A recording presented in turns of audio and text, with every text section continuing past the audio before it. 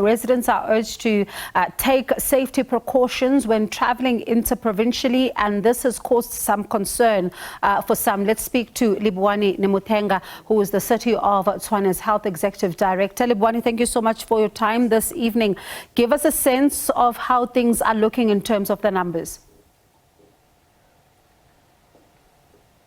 Thank you. Good evening to yourself and the viewers.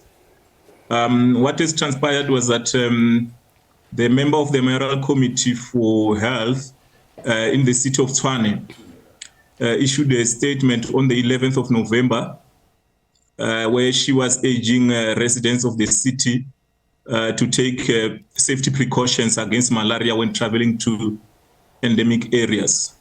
And this was following the statement that was issued by the province, where it also reflected on the numbers from the province. But when we look at those numbers in terms of the City of Tshwane, there were around 43 infections that were recorded between the period of January and September 2022. And fortunately, as the city, there were no fatalities recorded. And the issuing of this statement was also informed by the fact that within the region, the Southern African Development Community region, what we mostly refer to as the SABC, this week of the 6th to the 12th of November is utilized to raise awareness on the issues of malaria. So it's referred to as the Malaria Week. Are these patients that would have traveled recently? What we know is that in most instances, people who we find as patients who have these infections would have traveled to those specific areas. But in terms of the information that I've gathered to have this engagement, I did not necessarily zoom into each one of those patients to see if each one of them had traveled. But the general view is that those people would have traveled to endemic areas. And what are some of the investigations, if maybe you've been able to conduct them, that you are seeing when it comes to the terms of, in terms of transmission here? What are you seeing? How are they getting it? Now, you will not have been able to say how do people get it. Like I've just indicated, yes, that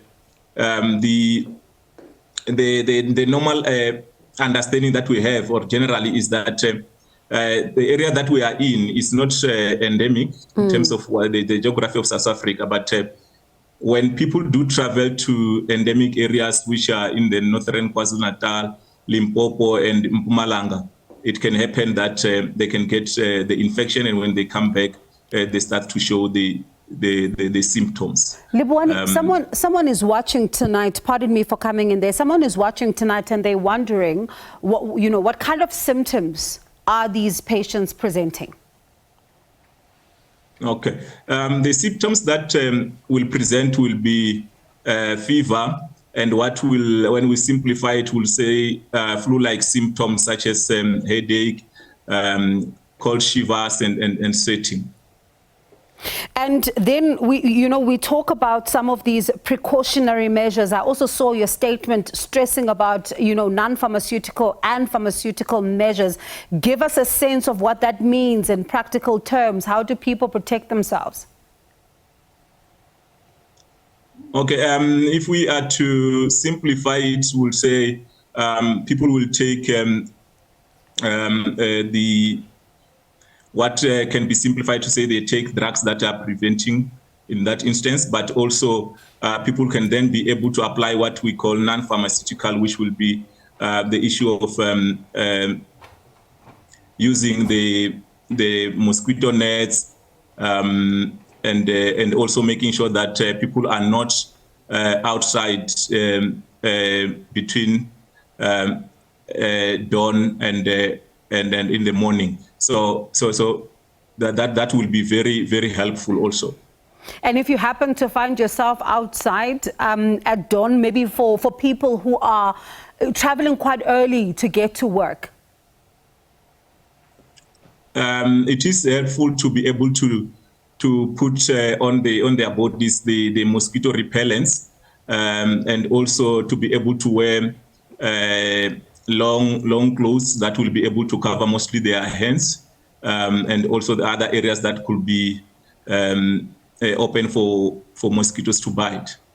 And Livhuwani, you know, when one thinks about such a conversation that we're having tonight, a lot of the viewers are still thinking about COVID-19 and where we are, and of course how we would have been told, you know, to take different precautions and all of that. But one of the things that we also saw emerge during the pandemic was that there would be areas of concern where you'd see through the numbers a high concentration. Are you having such areas of concern already as the City of Tshwane?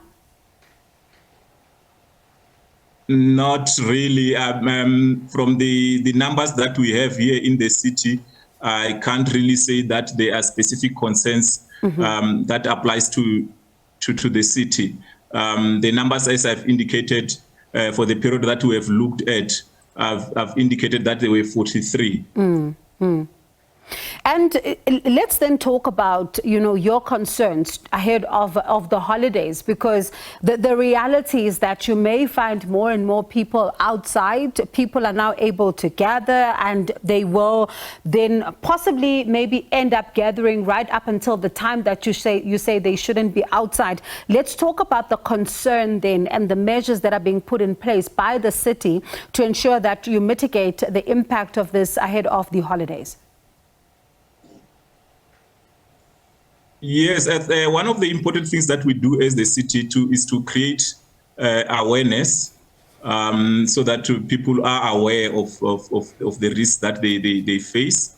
But also, if we are to put it in a simplistic way, there are those programs where the government use the methods of spraying in the households and all the other risky areas, so that they can be able to diminish the prevalence of the mosquitoes.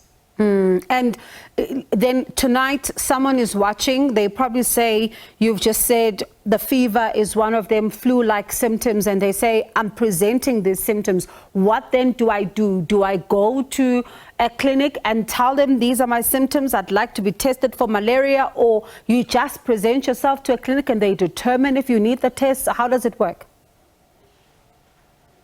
What has always been encouraged was that it's better for the clinics to be more extreme and look and rather err on maybe having said the person does possibly have that, than thinking that the person does not have. So for all the people, it is important that when those symptoms present themselves, people should go to the health facilities, and the health practitioners in our facilities and all the clinicians, they know that they need to be able to move from the conscious position that says the possibility is that there is that a possibility of malaria within the person, and therefore they need to move from that end direction than thinking that the person is not having malaria.